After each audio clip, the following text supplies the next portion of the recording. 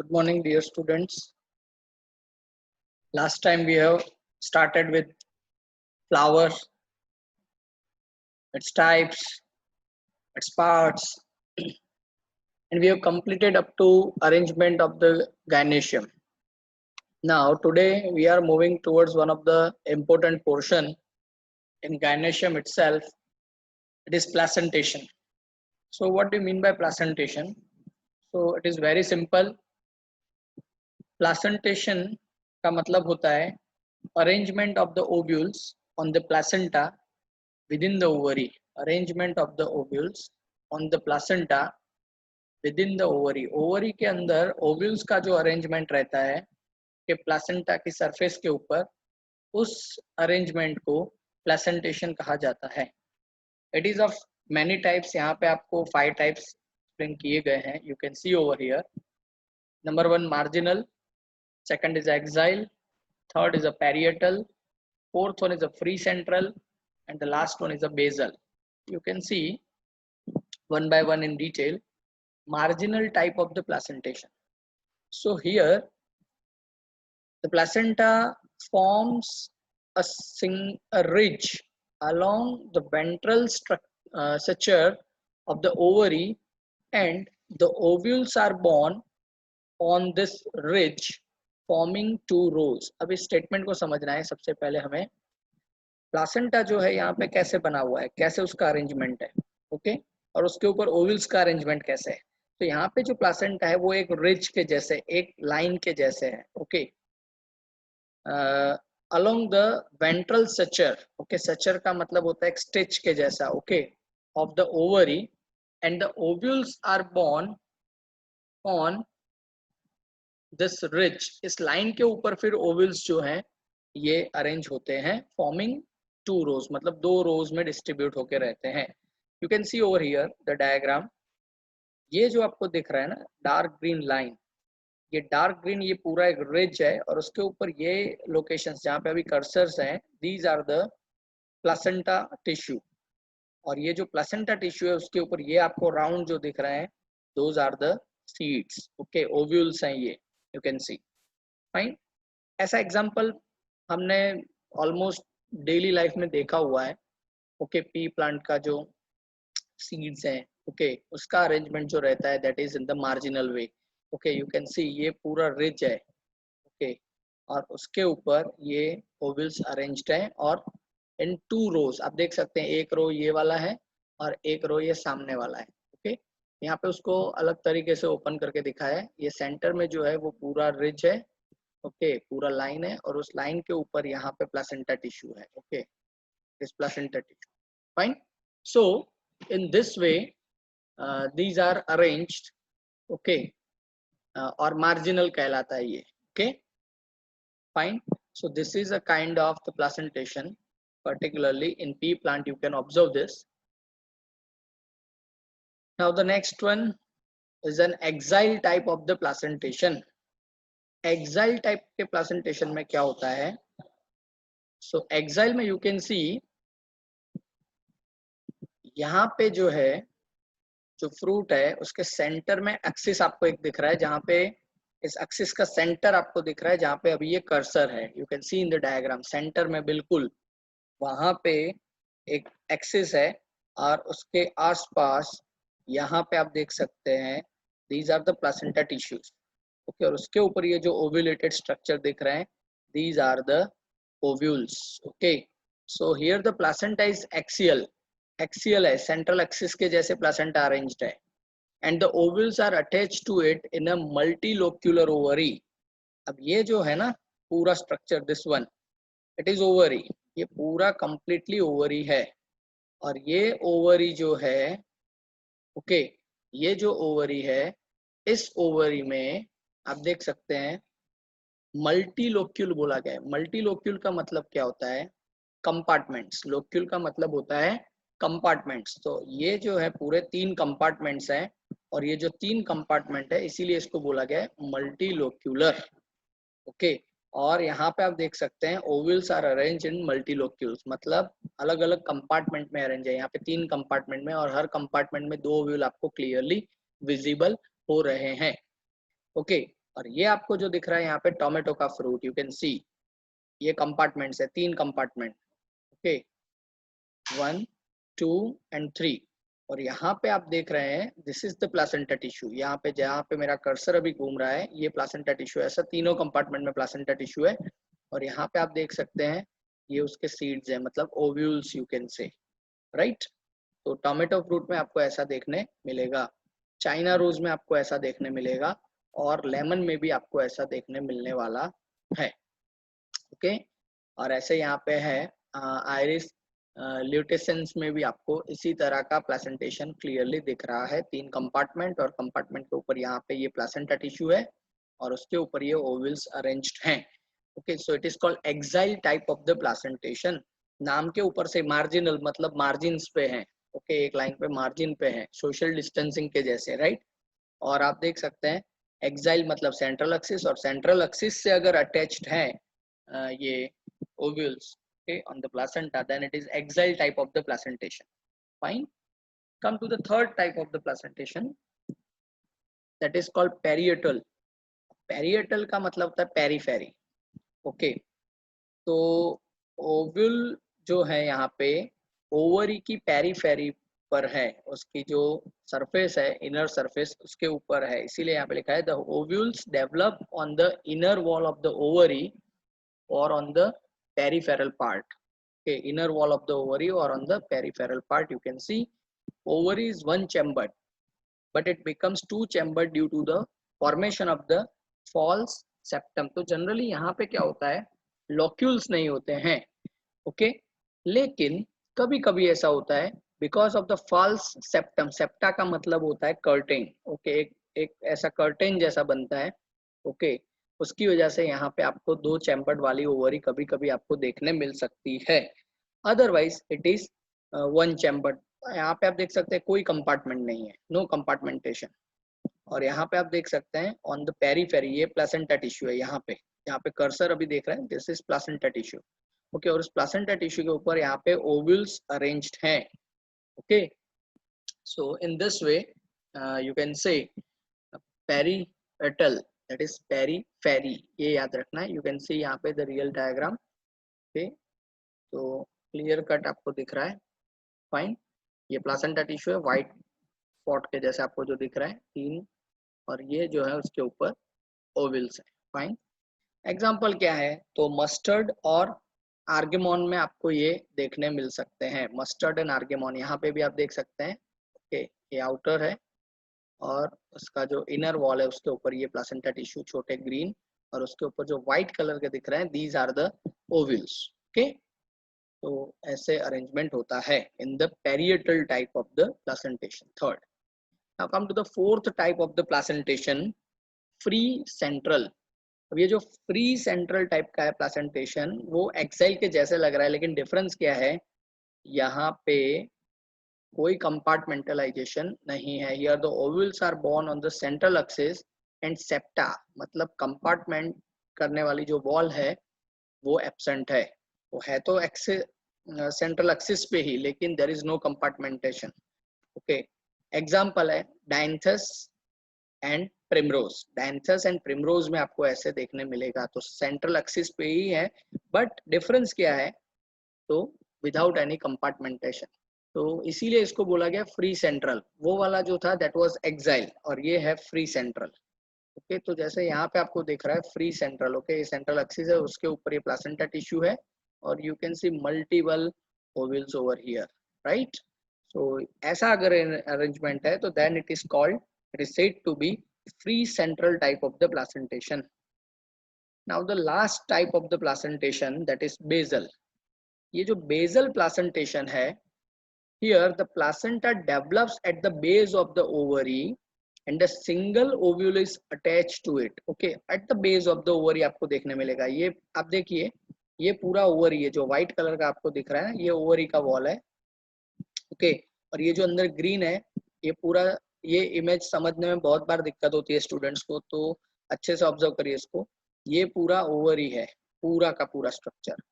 ये जो green patch आपको दिख रहा है ना, लोग इसको कभी कभी मान लेते हैं ये ओव्यूल है, लेकिन ये ओव्यूल नहीं है, ये स्पेस है, ओके ये स्पेस है टिश्यू की, और ये जो आपको दिख रहा है ना व्हाइट कलर का, दिस वन ओवल शेप, ये ओव्यूल है, और ये जो नेक जैसा दिख रहा है that is actually placenta.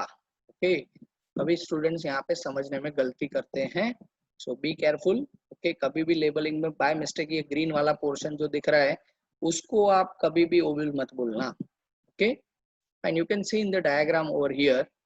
Okay, तो यहाँ पे भी ये जो बेस में, बेजल का मतलब क्या होता है, बेस में, ओके एट द बॉटम, तो this is the placenta tissue, और उसके ऊपर ये सारे ओवल्स अटैच आप देख सकते हैं। एग्जाम्पल क्या है इसके, sunflower and marigold, this two are the examples. Okay fine, so we have completed with this.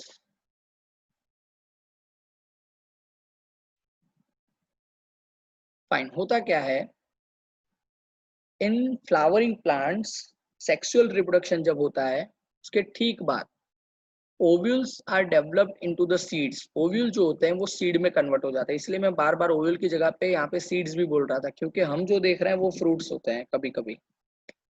And the ovary matures into the fruit, ovule जो है वो सीड में कन्वर्ट हो जाते हैं, ओवरी जो है वो फ्रूट में कन्वर्ट हो जाती है। ओके, तो you can see this is the tomato fruit, tomato is not a vegetable, it is fruit. Okay, और ये फ्रूट की वॉल है पूरी, ये पूरी ओवरी है, और ये ओवरी के अंदर ये पूरा प्लेसेंटा टिश्यू आप देख सकते हैं, और ये जो है these are the small seeds of the tomato fruit. Okay, फिर ऐसा ही आप देख सकते हैं जैसे पी फ्लावर में ये पूरा पोड बनना डेवलप हो चुका है। ओके, ओव्यूल है, ओवरी की वॉल है, और ये उसका स्टिग्मा है। फाइन, नीचे ये पूरा बन रहा है क्या, फ्रूट बन रहा है। तो ये जो है पी पोड, ये एक्चुअली फ्रूट है। पी पोड का जो फ्रूट है उसके अंदर ये आपको दिख रहा है, ये ovules converted into the seed. Okay, so ये याद रखना है, ovules develop into the seed, ovary develops into the fruit. Okay, तो यहीं से डिस्कशन शुरू होता है हमारा फ्रूट एंड सीड के बारे में। Fine, now come to the fruit first of all.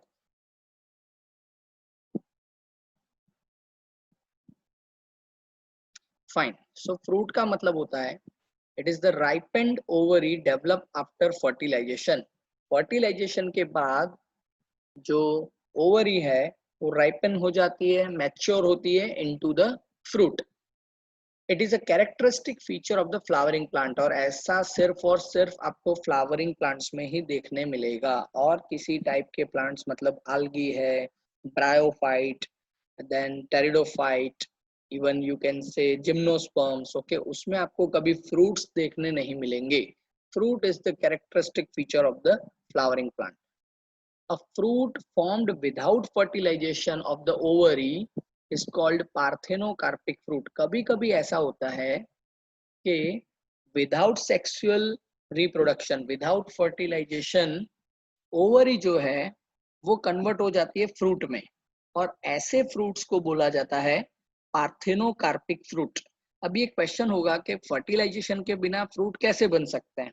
सो इसका एक्चुअली डिटेलिंग जो है वो 12th में आने वाला है, लेकिन फिर भी मैं आपको अभी बताता हूँ थोड़ा बहुत, एटलीस्ट जो आपको समझ में आ सके। पार्थेनोकार्पिक फ्रूट का मतलब क्या है, ओवरी यहाँ पे कैसे फ्रूट में मैच्योर होती है। तो जो एग सेल है ना विद इन द ओवरी, वो जो एग सेल है वो एक्चुअली प्रोड्यूस होता है through the process of the meiosis. लेकिन कभी कभी ऐसा होता है कि मियोसिस प्रोसेस में कुछ प्रॉब्लम होने की वजह से वो जो सेल है, एग सेल है, वो हैप्लॉइड होने की जगह पे, मतलब हैप्लॉइड बनने की जगह पे डाइप्लॉइड रह जाता है, और because of the diploid condition उसकी जो ओवरी है, उसकी जो प्लांट की फिजियोलॉजी है, वो उसको आइडेंटिफाई करती है कि वो फर्टिलाइज हो चुका है। Okay, because gamete actually one N होते हैं, दैट इज हैप्लॉइड, लेकिन यहाँ पे गैमेट खुद पहले से डाइप्लॉइड रह गया। गैमेट अगर डाइप्लॉइड रह गया तो फिर उसको, उसकी जो प्लांट की फिजियोलॉजी है वो उसको फर्टिलाइज टैग मानती है, और फिर उसको फ्रूट में डेवलप करना शुरू कर देती है। ओके, पूरी ओवरी को, राइट। तो ऐसा जो है fertilization that is called parthenocarpic condition, और उसमें फ्रूट्स जो है वो पार्थेनोकार्पिक कहलाते हैं। एग्जाम्पल है इसका बनाना। ओके, बनाना में आपको ऐसा देखने मिल सकता है। In mango and coconut fruit is called drupe fruit. Okay, so यहाँ पे जो फ्रूट्स हैं ड्रूप फ्रूट कहलाते हैं मैंगो और कोकोनट में। They are one seeded. Okay, एक सीड रहता है। मैंगो में भी हमें पता है सेंटर में एक सीड ही है। Coconut is also one seeded and develop from monocarpellary superior ovaries। तो मैंगो और कोकोनट में जो फ्रूट्स डेवलप हो रहे हैं, ओके, वो ड्रूप फ्रूट है। ओके, और सीड जो है उनमें सिंगल सीडेड है। और ये डेवलप कैसे होते हैं? From the monocarpellary, single carpel वाले फ्रूट्स हैं। ओके, तो सुपीरियर ओवरी है उसकी और वहां से ये डेवलप हो रहे हैं। ओके, सो हमारे सिलेबस में मैंगो और कोकोनट के बारे में डिटेल में डिस्कशन है, तो हम वहां पे डिस्कस करेंगे।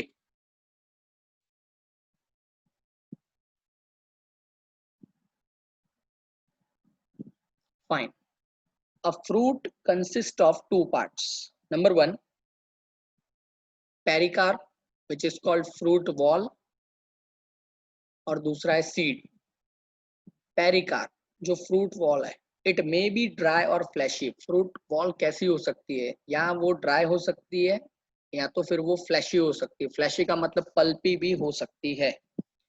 Thick and fleshy pericarp is differentiated into outer epicarp, middle mesocarp and inner endocarp. जो थिक और फ्लैशी पेरिकार्प है वो तीन पार्ट में डिवाइड होते हैं। आउटर जो है दैट इज एपिकार्प, जिसको आप एक्सोकार्प भी बोल सकते हैं। सेंटर में होता है मीजोकार्प और इनर मोस्ट होता है दैट इज एंडोकार्प। यहाँ पे आप देख सकते हैं मैंगो का फ्रूट जो आपको दिख रहा है, उसका सबसे आउटर जो स्किन रहता है ना, जिसको हम स्पिल ऑफ भी कर देते हैं, राइट, वो है एपिकार्प या तो एक्सोकार्प। फिर जो एडिबल पोर्शन है उसका, the pulp, that is called mesocarp. फिर जो सेंटर में जो सीड है उसकी स्किन से जो अटैच्ड है that is called endocarp. Okay, और जो बिल्कुल सेंटर में है दैट इज सीड। अब आप यहाँ पे कोकोनट में देखिए सेम चीज है। तो एपिकार्प आपको यहाँ पे नहीं दिख रहा है। ओके, मीजोकार्प आपको दिख रहा है। ओके, जो फाइब्रस पार्ट है दैट इज मीजोकार्प।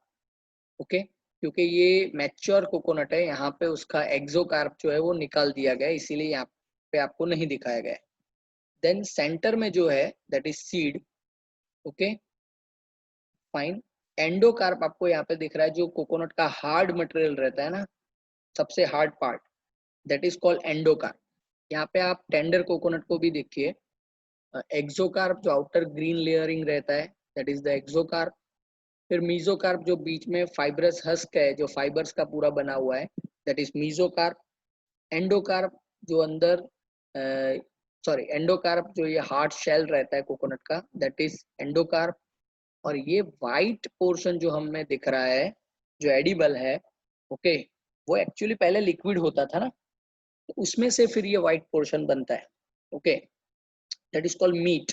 ओके, और ये उसका साइंटिफिक नेम है एंडोस्पर्म। उसका साइंटिफिक नेम है एंडोस्पर्म। ओके, एंडोस्पर्म जो है, ओके, वो फ्लावरिंग प्लांट्स में आपको देखने मिलता है। ओके, फ्लावरिंग प्लांट्स के सीड में आपको देखने मिलता है। तो यहाँ पे एंडोस्पर्म प्रेजेंट है।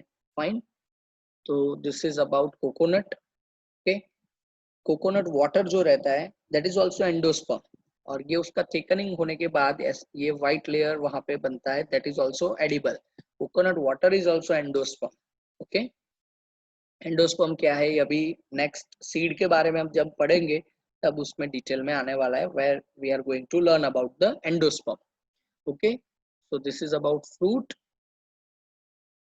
और इन मैंगो अभी हमने डिस्कस किया वही चीज यहाँ पे है। The pericarp is well differentiated into the thin epicarp, fleshy edible mesocarp and stony hard endocarp. In coconut the mesocarp is fibrous.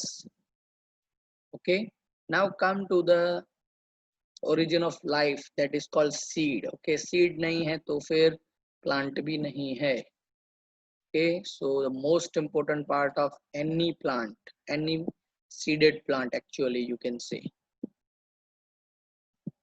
Fine, तो यहाँ पे आप देख सकते हैं it is the mature ovule developed after fertilization. ये seed जो है it is a mature ovule जो फर्टिलाइजेशन के बाद डेवलप होता है। A seed is made up of two parts, seed coat and an embryo. ये जो सीड जो है वो दो पार्ट में डेवलप होता है, seed coat and embryo. Okay, दो पार्ट उसके रहते हैं। Embryo is made up of radical, पहले आप स्टेटमेंट्स देख लीजिए फिर मैं सभी चीजें आपको वन बाय वन समझाता हूँ। Made up of a radical, an embryonal axis and one और टू कोटिलीडोन्स। ओके, वन में लिखा है व्हीट एंड मेज, टू में लिखा है ग्राम एंड पी। ये आपके बुक के एग्जांपल्स हैं इसीलिए यहाँ पे मेंशन किए गए हैं। Fine, now come to the mature ovule develop into the seed, ये हमें पता है। Now come to seed coat and embryo, तो ये जो है आपको ग्राम का सीड, चने का सीड आपको यहाँ पे दिखाया है। ओके, इन दैट ये बाहर से जो हार्ड कवरिंग हमें दिखता है that is called seed coat.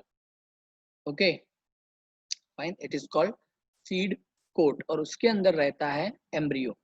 Fine, ये उसको ओपन अप करके दिखाया है। Okay, embryo is made up of radical. Okay, तो एक तो एम्ब्रियो में रेडिकल रहता है, दो या एक कोटिलीडोन रहता है, depends on the type of the plant. Okay, और एम्ब्रियोनल एक्सिस रहता है। ये पूरा जो है एम्ब्रियोनल एक्सिस है, जहाँ पे अभी मेरा कर्सर घूम रहा है that is called embryonal axis. नीचे का जो लोकेशन है दैट इज रेडिकल, और साइड में दो आपको विंग्स जैसे स्ट्रक्चर्स दिख रहे हैं, दीज आर द कोटिलीडोन्स। फाइन, तो इन सभी स्ट्रक्चर के बारे में नेक्स्ट स्लाइड में हम स्टडी करने वाले हैं, so I am not discussing right now. Okay fine, तो सबसे पहले हम देखेंगे structure of the dicot seed. Dicot seed कैसा रहता है, तो you can see the outer most covering of the seed is the seed coat. अब डाइकोट और मोनोकोट के बारे में क्या है, कैसे है, तो outer most covering of the seed is called seed coat. अभी मैंने आपको बताया seed coat has two layers, outer layer which is called testa and the inner layer which is called tegmen। यहाँ पे ओपन करके जो सीड आपको दिखा है उसमें आप देख सकते हैं आउटर लेयर जो है यहाँ पे पिंक कलर का, रेड कलर का जो आपको दिख रहा है दैट इज टेस्टा, और अंदर का जो लेयर है उसको बोला जाता है टेगमेन। ये नाम आपको याद रखने पड़ेंगे। Okay, outer layer that is टेस्टा, inner layer that is tegmen. On the seed coat there is a scar called hilum through which the developing seeds are attached to the fruit। Okay, on the seed coat क्या होता है, there is a scar called hilum। अब यहाँ पे आप देखिए, ये यहाँ पे हाइलम आपको दिख रहा है, स्कैर है, जैसे मार्क बन गया एक यहाँ पे। ओके, स्कैर का मतलब होता है mark, which is called hilum, इसको हाइलम बोला जाता है। Okay, through which the developing seeds are attached to the fruit. Okay, तो सीड जो है इसके थ्रू ये प्लासेंटा को कनेक्ट करता है, हाइलम जो है वो प्लासेंटा को कनेक्ट करता है, और प्लासेंटा है वो फ्रूट को कनेक्ट करता है ना, तो इसीलिए यहाँ पे ये मार्क बन जाता है जब आप सीड को डिटैच करते हैं वहां से फ्रूट में से तब। ओके, तो इसे it is called hilum. Above the hilum is a small pore called micropyle. Hilum के ठीक ऊपर, अब यहाँ पे नीचे दिखा है ना, ठीक ऊपर मतलब ये उल्टा सीड है इसीलिए ऐसा रखा है। तो हाइलम के ऊपर आपको यहाँ पे एक और स्ट्रक्चर दिखता है that is called micropyle. Micro मतलब स्मॉल, पाइल का मतलब होता है होल, तो एक छोटा सा होल आपको यहाँ पे दिखता है विच इज कॉल्ड माइक्रोपाइल। ओके, अब ऐसा क्यों है, एक सीड में होल क्यों दिया गया है आपको यहाँ पे, तो द रीजन इज सीड को जर्मिनेट होना होता है। Seed is very hard material.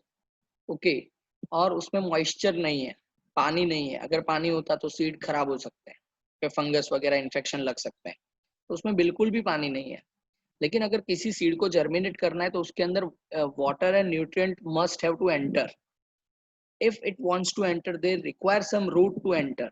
तो ये जो माइक्रोपाइल जो है it is providing the entry pass. Okay, वहां से पानी और न्यूट्रिएंट्स जो है वो अंदर जाते हैं। Okay, and because of that by getting the water and the nutrients, ये जो एम्ब्रियो है, एम्ब्रियो अपना डेवलपमेंट शुरू करता है and then it is emerging out as a new plantlet. Okay, तो this is the reason that seed को micropyle दिया जाता है।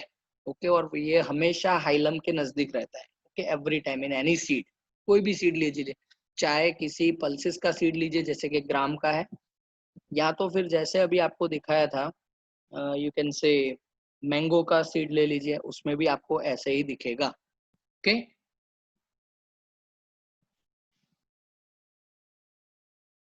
Now within the seed coat is the embryo. Seed coat के अंदर एम्ब्रियो, सीड कोट भी hard क्यों है, एम्ब्रियो को प्रोटेक्ट करना है। अगर एम्ब्रियो को डैमेज हुआ तो फिर वो कभी भी प्लांट में डेवलप नहीं होने वाला है। Embryo which is consisting of an embryonal axis and two cotyledon, ये पूरा एम्ब्रियोनल एक्सिस रहता है और दो cotyledon, because we are talking about dicot, di का मतलब होता है two, cotyledons, okay, two cotyledon वाले प्लांट्स। और जनरली सीड वगैरह तो आप बाद में देखेंगे, लेकिन पहले भी मैं आपको बता चुका हूँ कि आप कैसे आइडेंटिफाई कर सकते हैं कि ये प्लांट डाइकोट है या मोनोकोट है।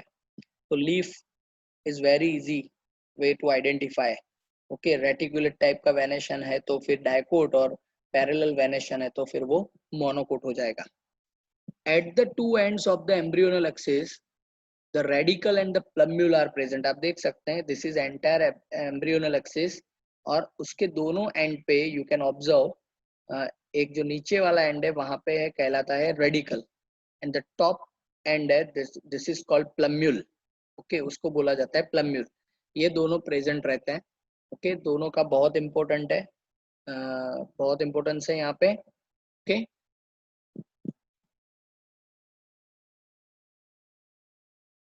इंपॉर्टेंस क्या है मैं आपको बताता हूँ, ये इसी स्लाइड में। रेडिकल जो है ना, from radical roots are develop, याद करिए। Okay, starting point of the chapter, radicals, from radicals roots are develop, and from plumule stems shoot is develop. तो यहाँ से शूट बनेगा और यहाँ से बनेगा रूट, ये नीचे जाएगा और ये ऊपर जाएगा आफ्टर जर्मिनेशन, राइट। ओके, और कोटिलिडोन का काम क्या रहता है, तो कोटिलिडोन्स जो हैं वो प्रोवाइड करते हैं नरिशमेंट, क्योंकि आप देखिए ग्राम है, मूंग है, देन पी है, ये सभी जो पल्सेस हैं, और ऐसे उसके अलावा भी जो डाइकोट्स हैं उसके कोटिलिडोन्स थिक फ्लैशी रहते हैं।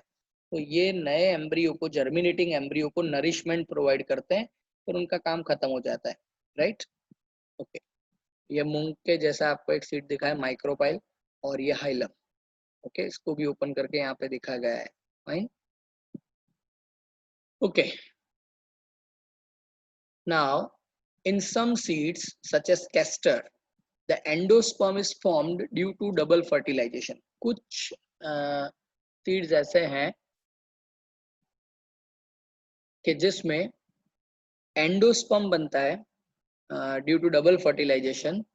It is the food storing tissue. Okay, क्योंकि एंडोस्पर्म जो है वो फूड स्टोरेज का टिश्यू है। ओके, वो नरिशमेंट प्रोवाइड करता है during the time of the development, during the time of the new plantlet development। Okay, so endosperm is very important for seeds।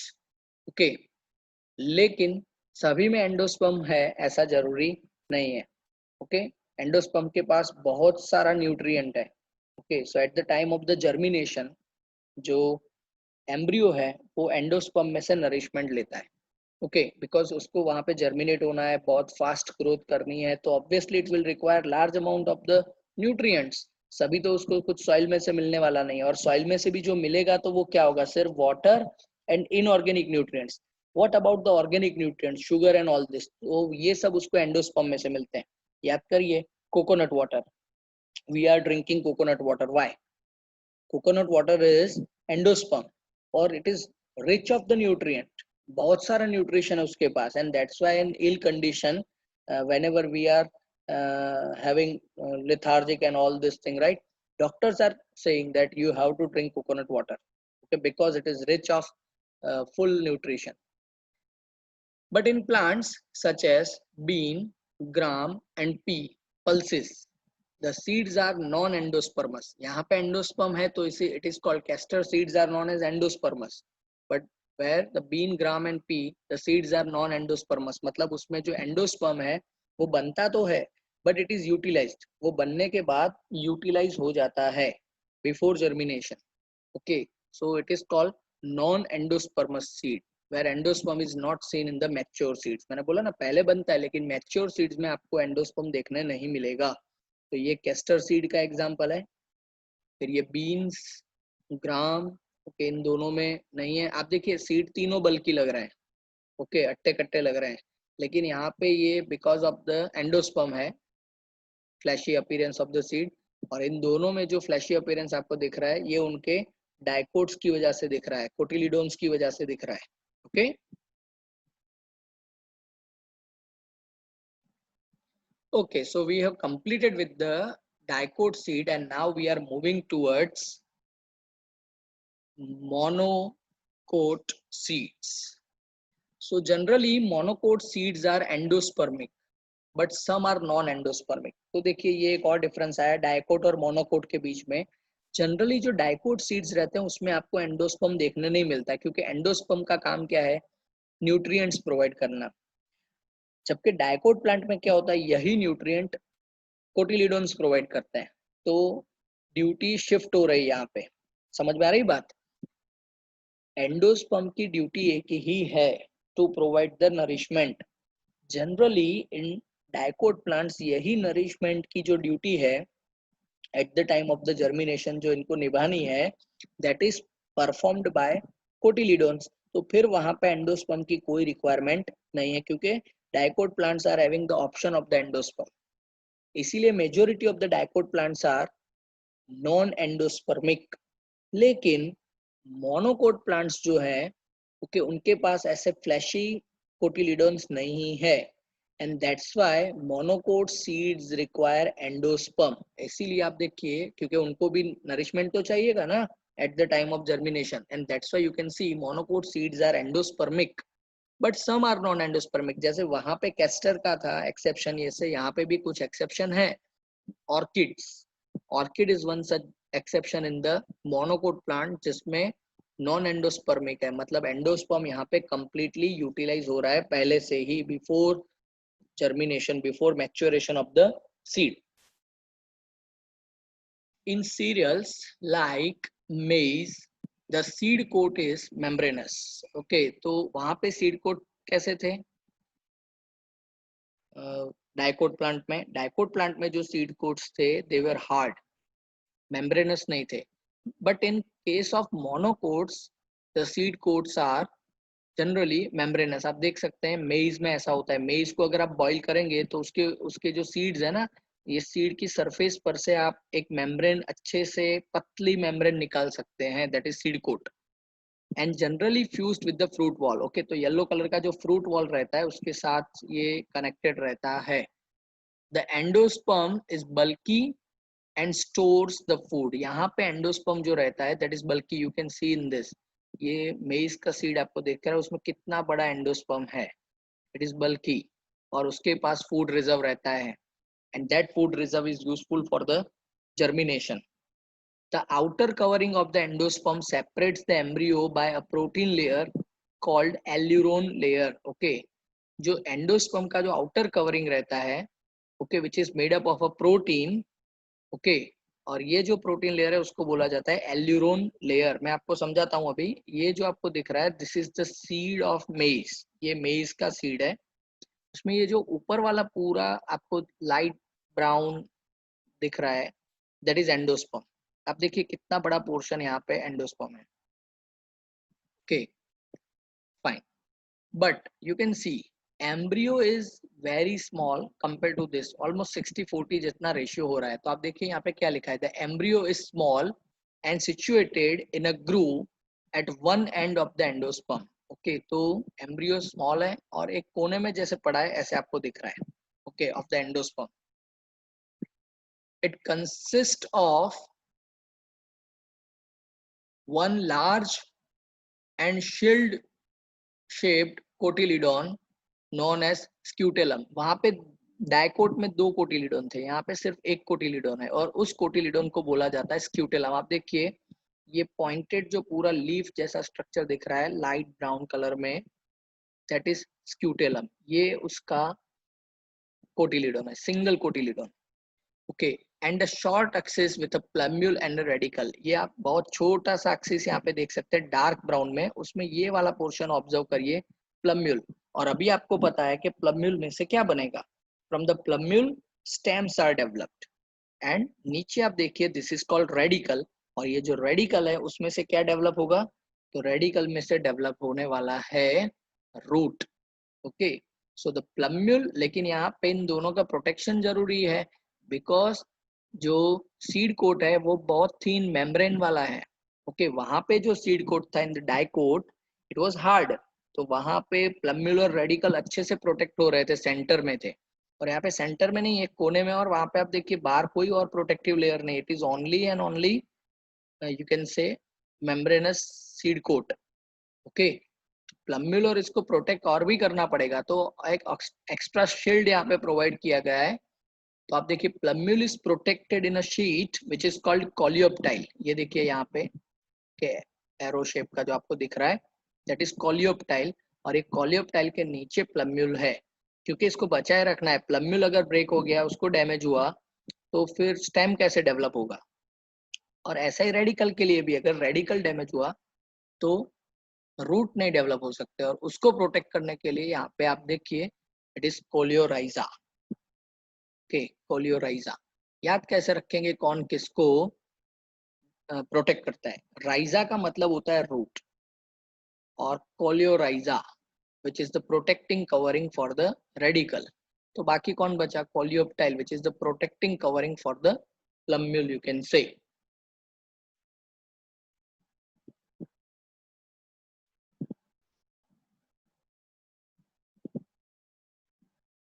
Fine, so